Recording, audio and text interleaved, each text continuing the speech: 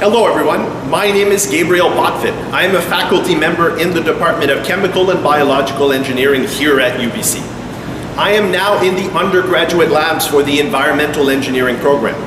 Environmental Engineering is one of our newest programs here in engineering, and it is offered jointly by the Departments of Civil Engineering and Chemical and Biological Engineering. In this program, students will apply concepts from both of these disciplines to address pressing environmental issues and work in areas such as ecosystem and biodiversity protection, pollution remediation, and climate change mitigation. Here in this lab, students get hands-on experience with equipment and processes related to these topics. I've been asked to show you around and see what kind of work environmental engineers do.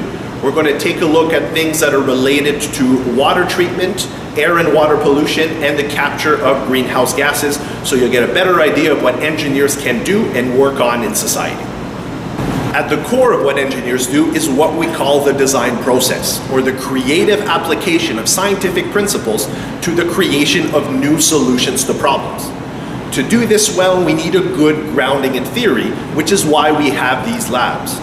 In these labs, students will get hands-on experience with equipment and processes to gain a good understanding of the physical and chemical phenomena involved in environmental engineering.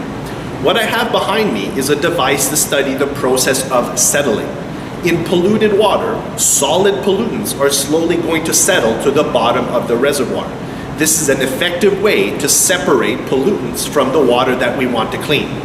By studying this process with hands-on experience, students will get a good understanding of the parameters and the factors that affect settling and allow us to design things like settling ponds, which is an effective way to remove those solid pollutants from any water that we want to treat. Settling was an example of a physical method to treat water, but we can also treat water chemically. Let's take, for example, the wastewater produced from a mining operation. It is often very acidic and contains a lot of heavy metal ions. If this wastewater makes it to nearby rivers or lakes, it causes significant harm to the aquatic life. To treat this water, we have to neutralize it, and we do so by adding a base to it. Adding the base decreases the acidity of the wastewater, which also causes the heavy metals to precipitate out, making them much easier to separate from the water. This protects the environment from the acid and metal contamination. Students in this lab get hands-on experience with this process using the device behind me here. They get again a good understanding of the physical and chemical phenomena involved in water treatment, which allows them to design new, efficient, and effective water treatment methods. One of the biggest challenges facing humanity right now, and certainly one in which environmental engineers will have a huge role to play, is climate change, which is caused by the accumulation of greenhouse gases in the atmosphere. One way to mitigate the effects of climate change is to capture and store greenhouse gases like CO2 in underground reservoirs. When we pump CO2 in underground reservoirs, the low temperatures and high pressures in these environments helps the CO2 form what we call hydrates, which traps the CO2 in cages made of water molecules. This allows us to store a very large quantity of greenhouse gas underground where it will not contribute to climate change.